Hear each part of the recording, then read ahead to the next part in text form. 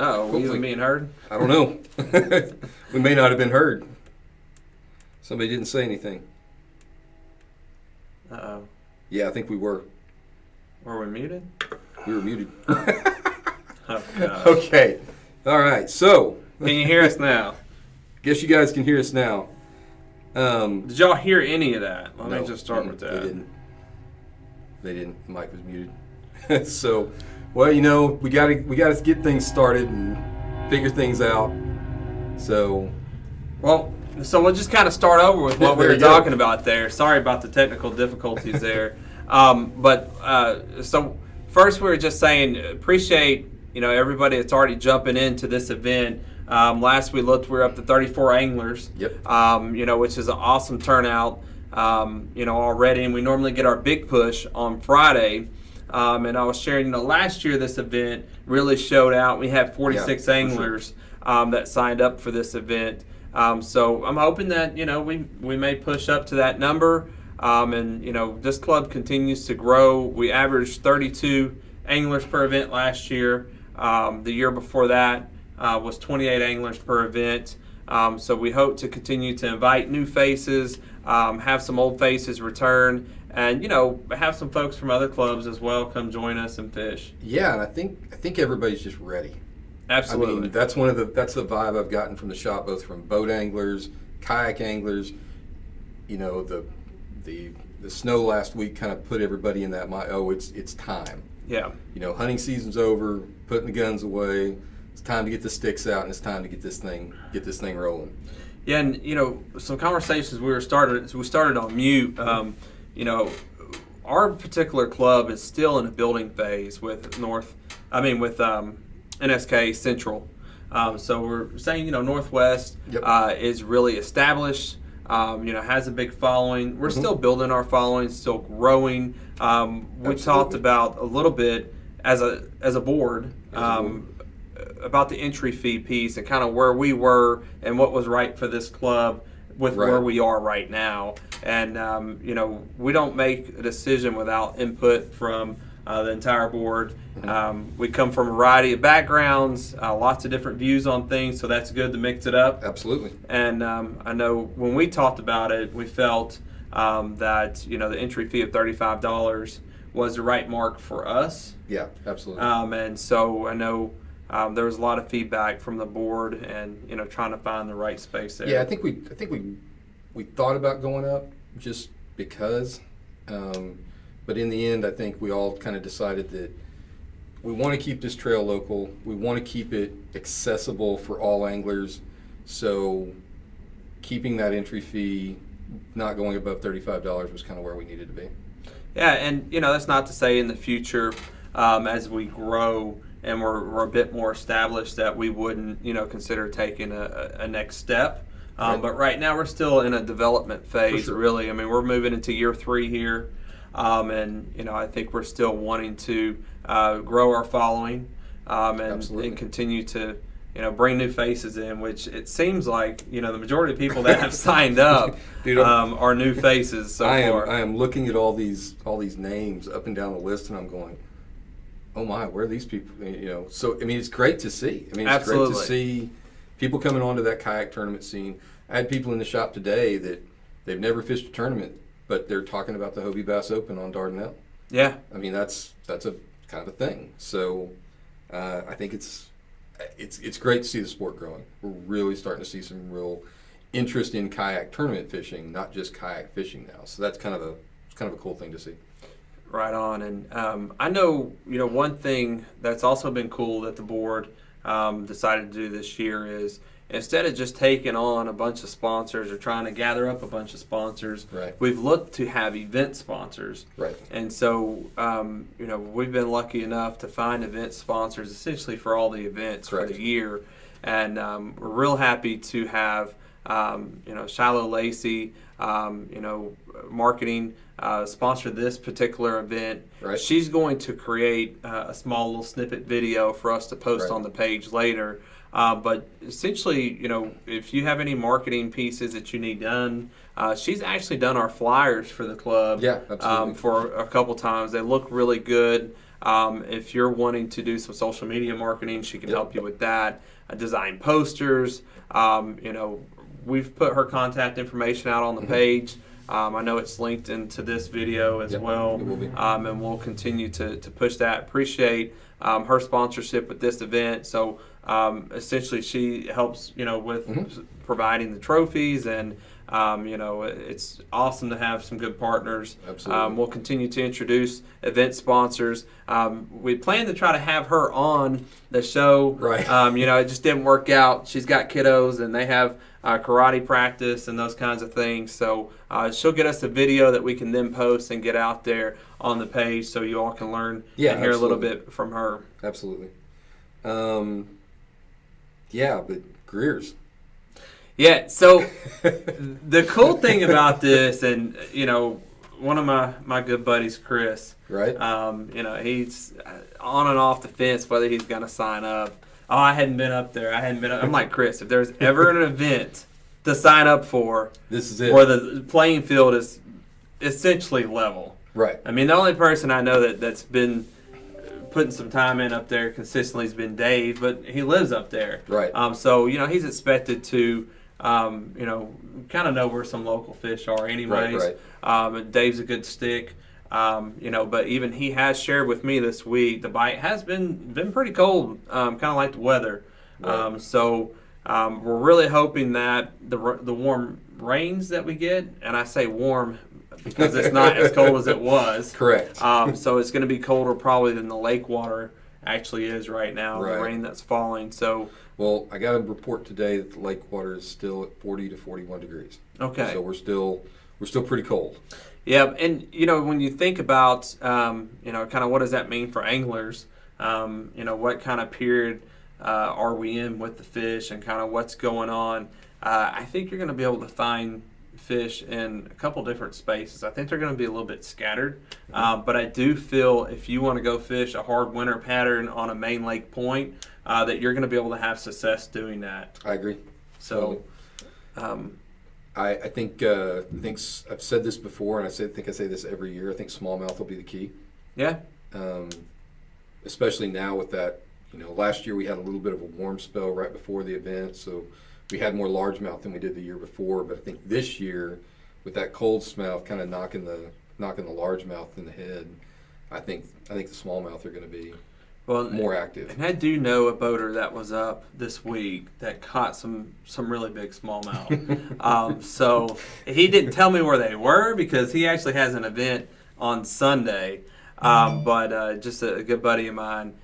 So there are some fish being caught up there. I'm not saying it's easy, but if you find the right group of smallmouth, you can get on them in a hurry. From what I understand, So Gordon said the Dead Sea lived up to its name yesterday. I've heard that from a couple people. So that means they got to eat at some point, right? Exactly. So I went up Sunday. I fished out of the Devil's Fork area. I never got a bite. It's not an area I fish a whole lot, so I didn't really, put a lot to it. But the more I've heard people, kind of repeat the same theme. But yeah, I went up there and I didn't catch a fish. Some folks can get really discouraged by that. I personally get excited about that for the simple reason that I know it's going to be tough for everybody. So if I'm in the 4 hours of fishing and I don't have a fish, I'm not going to stress out. I'm going to assume that everybody else is struggling as well. For and sure. kind of just keep on fishing and hope that something happens, late or something of that nature. I agree. I still think, the traditional things that we see out on Greer's, rock crawlers, Ned rigs, some bread and butter stuff. We grabbed a couple items here just to kind of, as always, take this with a grain of salt. There's nothing written in stone. You can catch fish on anything pretty much any time of year. Believe it or not, I think you could have caught them on top water right after the ice broke when the shad were dying, but that's a whole other thing. But a staple this time of year, lipless, of course. Red is a great color right now. Red performs well on Greer's. The crawl patterns do well up that way. I know Adam Isaacs last year did well on a crawl pattern. So lipless Of course, a So, staple. So we're getting some comments. Gordon says he knows where 47.5 degree water is. He'll share the info for a little down and a little more a month.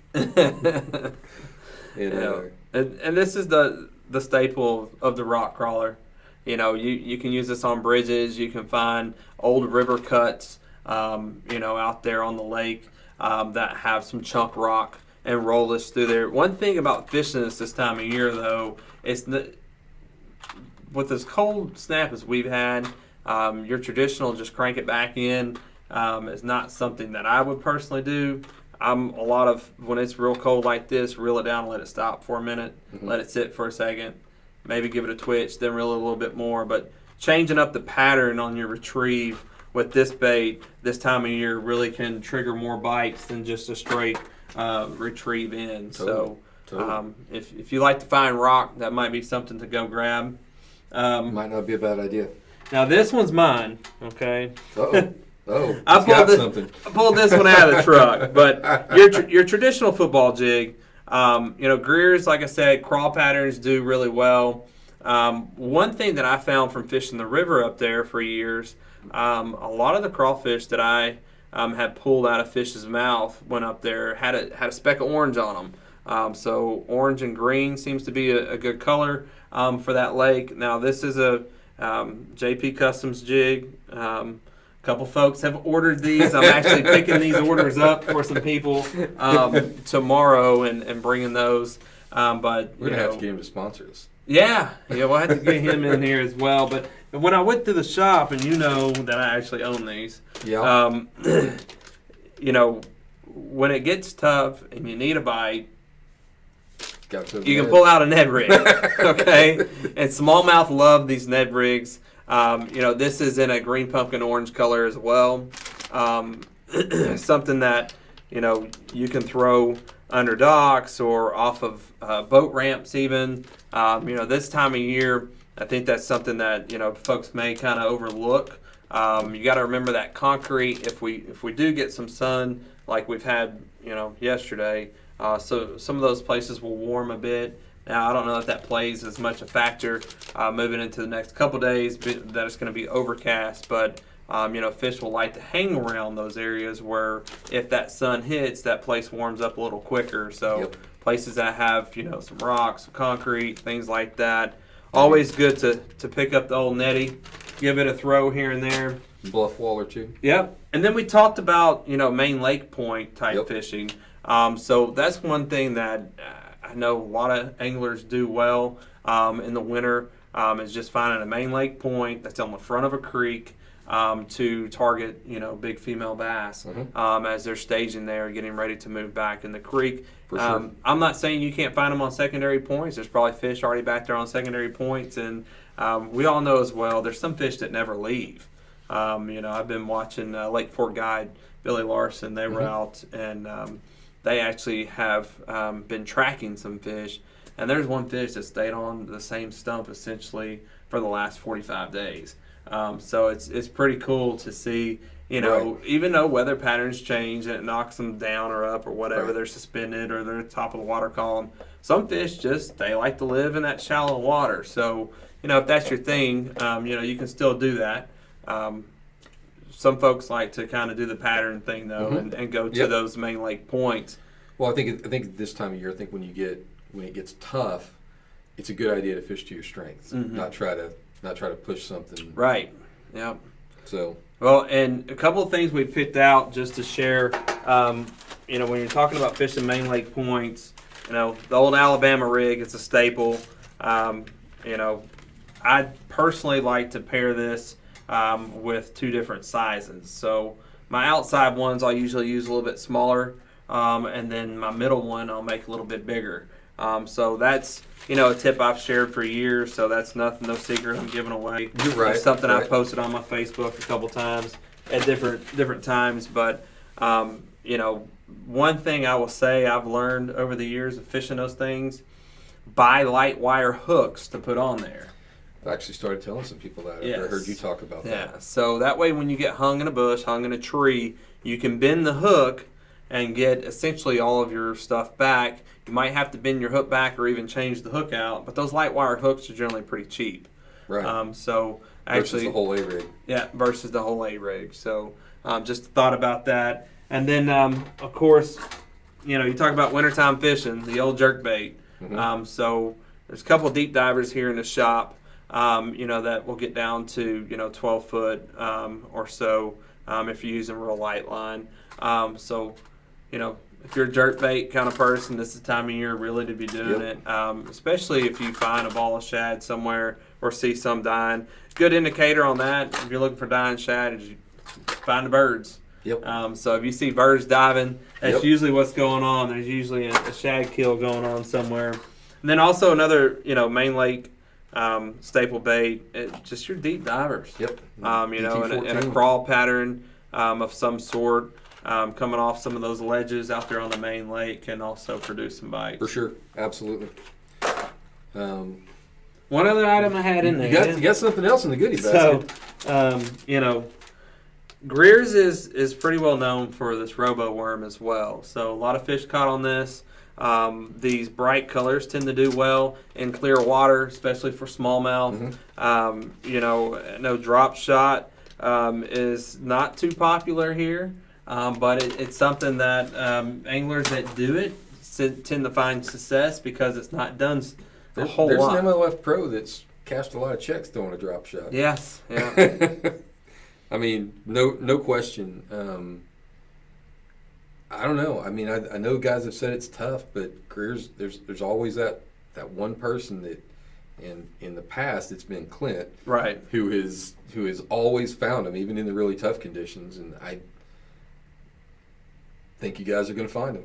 I definitely think somebody will. And, you look at kind of where we were last year as we got towards the end of the year and the anglers that were pretty consistent, and you're already seeing their names popping up as folks that have signed up.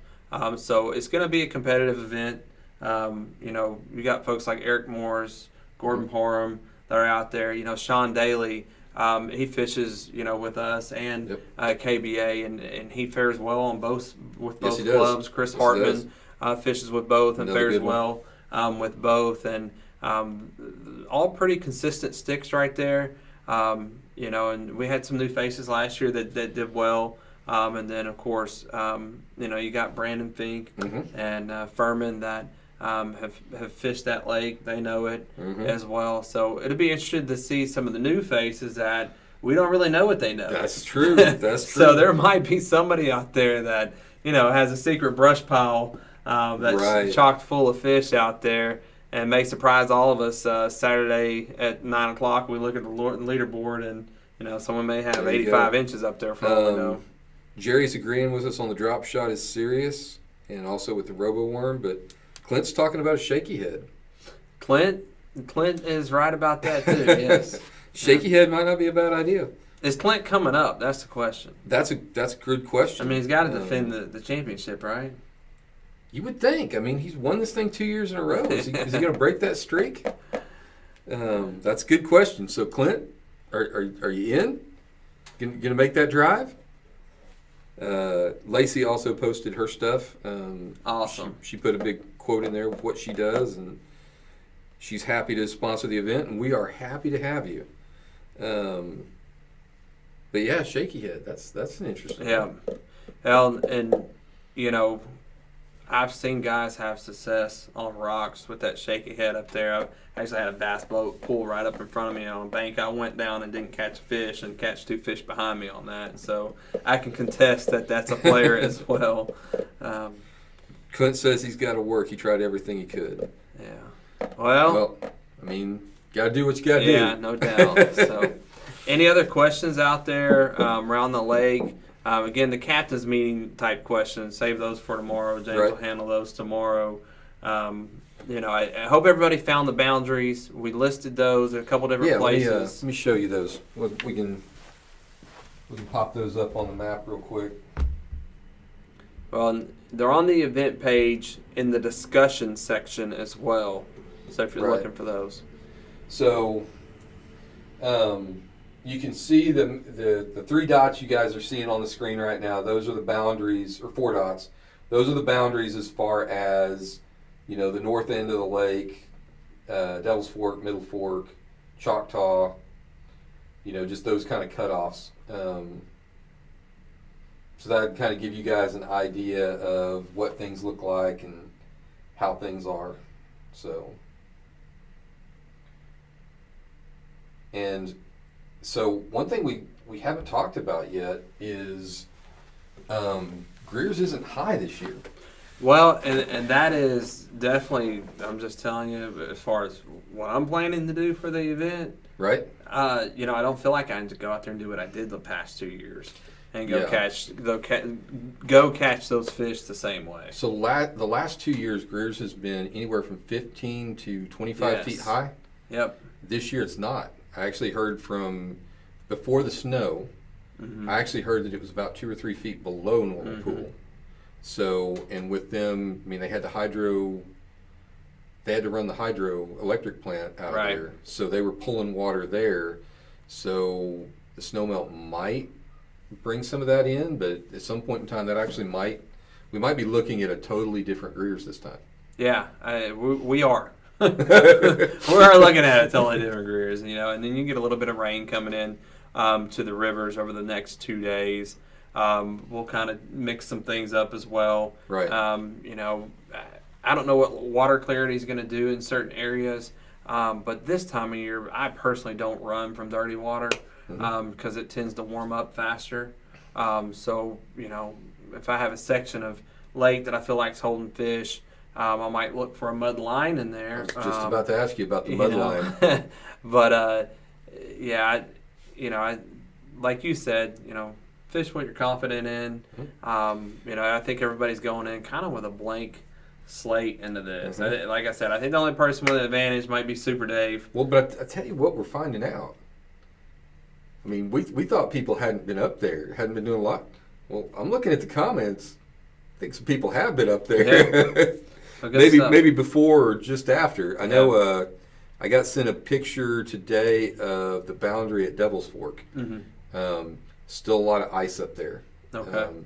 The mid channel was open, but it still looked like there was some ice. So some of those coves might still be a little bit socked in, but we'll see. I really think the rain is going to take care of that. Yeah. So you get warmer water falling on top of that ice, it's going to dissipate pretty quickly. Yeah. So Billy, just to answer your question, we do not have the same weather as NSKA Northwest yet. They're under a little different situation when it comes to the Corps of Engineers that controls Beaver Lake. Little different situation up there. Their club also has a lot more participants than we do, so we haven't run into some of the issues that they've run into. Although as we continue to grow, we'll probably be adopting some of those practices. Absolutely. So James Davis said the fish like to hide in the mud line. Maybe. Yeah, no, that is absolutely true. So, one tip I can tell you, and I've done this a couple times, if I have an A-rig tied on and I roll up on a mud line like that, and I don't have a single swim bait just on a different hook, I will take one off and just tie it on, something with like an 8-pound line and just swim it through that mud line. And that's actually how I ended up getting my limit last year at Logan Martin. Mud lines, you can just go to YouTube and type in fishing mud lines, and there's guys that know a lot more about it than I do. I actually learn some of the stuff that I do on mud lines through just doing that. Gordon also says the one bite he got yesterday was in the mud. And there you go. Bada boom, bada bing. I mean, it's always good stuff to talk about. Guys, if you have any more questions for Garrett and I regarding anything as far as the club or anything like that, things going forward, we're still getting things together for the Conway tournament. Yeah. The Conway tournament's going to be a little bit different this year. Yeah. I know I talked to one of the sponsors that is coming on, so we're trying to get that all kind of worked out as far as how that's going to go. So more on that as we get past this one and kind of get into getting that one all worked out. So like I said, guys, if you have any questions, pop them up. We'll try to answer them as best we can. So my question: you've watched this event for 2 years? Mm-hmm. You've watched fish come in. What do you think it's going to take? What do you think it's going to take to win it? I think it will take at least 75 inches. Okay. And I know guys are gonna say right now, they're like, no way, it hasn't been done. But like you and I talked about offline, you know, at some point in time, those fish got to eat. Yeah. So as the ice kind of melts away, some of those coves start opening up. If they get any kind of sunshine, there might be some big girls hunting. Yeah. Might be. I really feel like with as many anglers as we have, and I don't feel like the weather's going to be too terrible. Yeah, we're going to get some rain, which, guys, you know, just get your rain gear ready. You know, people ask me, you know, why I'm going fishing in the rain all the time, because I do. And I look at them, it's like, because the fish are already wet, like it doesn't bother them. Absolutely. So if you can take it, you know, the fish aren't going to mind that it's raining. Right. And I don't think we're going to have, I think the rain's coming in, but I don't think there's a big front that's gonna affect it. So I feel like when that happens, you know, fish bite in the rain. Yeah, it could be a good thing. Really feel like, you know, someone's gonna end up having a good limit out there. You know, so I think it's gonna take closer to what we saw last year. 85 inches out of Greer's. I think it's gonna be closer to that. Right. You know, based on some of the pictures of the smallmouth that I saw that have been caught this week. Okay. If someone knows where they're catching those fish, yeah, they could get on them pretty good up there. Are you saying I'm going to have to judge a 20-inch smallmouth? You might. I'm not saying it's coming from me, but all I'm saying is if that happens, that's going to be a pretty fish. Yeah. It's been, you know, Greer's has really been putting out some good smallmouth the last few years. If you keep up with any local big boat guys and big boat tournaments that have been held there, there's been some really nice smallmouth that have been weighed out of that lake in the past, you know, 2 or 3 years. So there's some guys that really know how to catch them up there. Absolutely. Well, and I don't know, it seems to me Greer's smallmouth are just beautiful fish. Absolutely. I mean, I don't know if it's because they come in from the Little Red. I don't know what causes that, but they're always some of the most pretty fish. Yep. That's just, you know, being a judge, I see all the fish, and so it just seems like Greer's have some really pretty fish. Eric Morris says, as long as it's not Logan Martin rain. He says he hates the rain. Yeah, I mean, man, maybe. I think, like I said, minimum of 75 inches. You're saying you think it's going to be 85? I think you're going to have to get 81 at least. Okay. I think, you know, with as many anglers as we have, many good sticks, you know, I really think that 81 will be the marker you want to shoot for. I feel like something we saw last year as the series went on, we saw a lot more guys really, really kind of coming into their own. Kind of, you know, that switch was flipped. Guys kind of figured it out, you know. So I've heard all this off season, guys talking about studying, guys. I mean, you see that out there. I mean, you're fixing to go out on the national trail soon. Have you seen that level of preparation and? Definitely, I think locally people have stepped it up. You know, I know just a few folks that I'm, you know, kind of have a tight circle with. Used to, you know, we talk about, you know, anything under the sun from, you know, softball or whatever else is going on to now they're talking about things they're finding on the internet or pieces of that. So, you know, with things like Bass University popping up and people getting more familiar with those pieces, and I mean, you can access any piece of information from your cell phone these days. Really, the sky's the limit as far as what you want to learn about bass fishing at this point. So you really see a big jump from people that prepare and study, and then there's that next level of people that prepare and study and know how to use their electronics appropriately. Now, that's probably the piece that I probably don't. I use my electronics to know the depth and the water temperature, and you know, other than that, you know, I do a lot of pre-study. It's really interesting. So we touched on the technology piece a little bit. So this is the first year we're going to have motors. Motors are going to be allowed. It's like all of a sudden in 1 year, all the trails decided that motors were going to Yeah. be legal. How do you think that plays? That plays huge, especially on Greers. Okay. There's been times I've been on Greers where the wind kind of did what it wanted to with me, even in the pedal drive. Right. You know, I've had the autopilot now for a couple weeks. Being able to hit spot lock and stay in one spot and cast at a particular point, you know, makes a world of difference.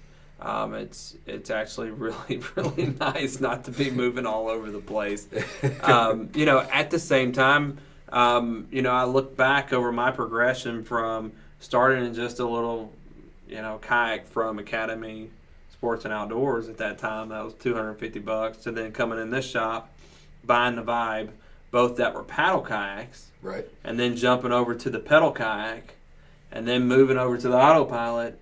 You know, I actually did better on the national scene and locally when I was in that Vibe paddling. And so I would do, you know, kind of look at that and try to, you know, really pick that apart and understand why. And it's because I wasn't running all over the place. And I think that's I was really, you know, where I committed to fish is where I fished.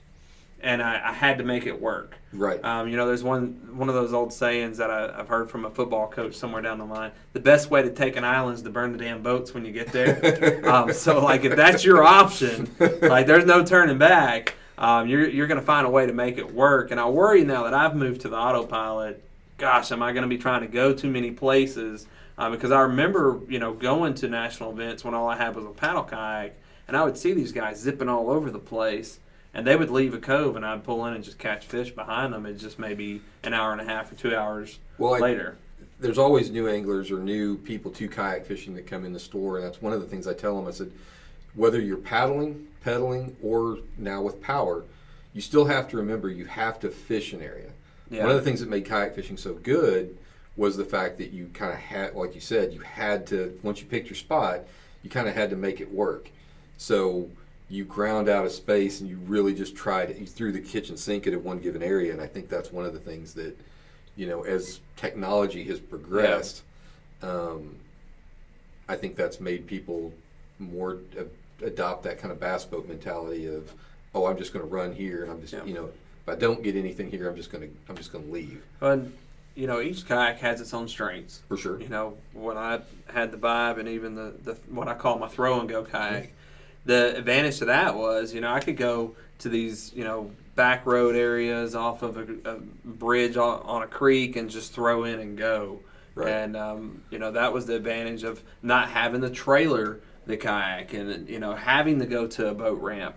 You know, I could beat people to spots and things of that nature. So if your kayak, you know, is one that you paddle, then just, you know, recognize what strengths you have, because that's your vessel. And, you know, kind of how you can use that to your advantage. Because each one has its own advantage, as we've seen Drew Gregory show us in a Crescent, who, you know, $700 Crescent, came down here and won Dardanelle, and then he ended up winning Angler of the Year as well for Hobie, right? Did. Yeah. Think he And did. I mean, you know, he's in a paddle kayak, and you know, he used it to his advantage. Gordon Parham says, no doubt yak fishing has made me a better fisherman.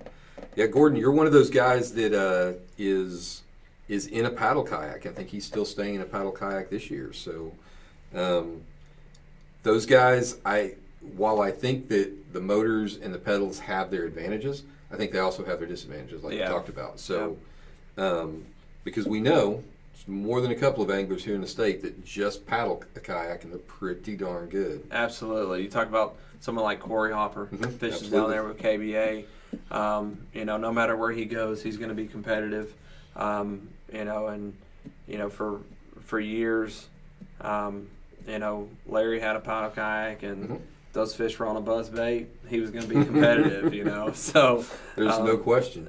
You know, the vessel doesn't make the angler. For sure. You know, for sure. so it still comes down to decision making and what's between your ears at the end of the day, and how much study and time you put into it. And I think one of the things, especially if you guys are new and you're fishing with us this year, I think one of the things we'll touch on here real quick is the mental aspect of, because it's real easy. You've got that mentality. It's like, oh man, I'm going to go out there. I'm going to do good. I've done all my studying, you know, and that classic line of everybody has a plan until you get punched in the mouth. Right, yeah. So you're sitting there 2 or 3 hours in, 4 hours in, and you don't even have a fish.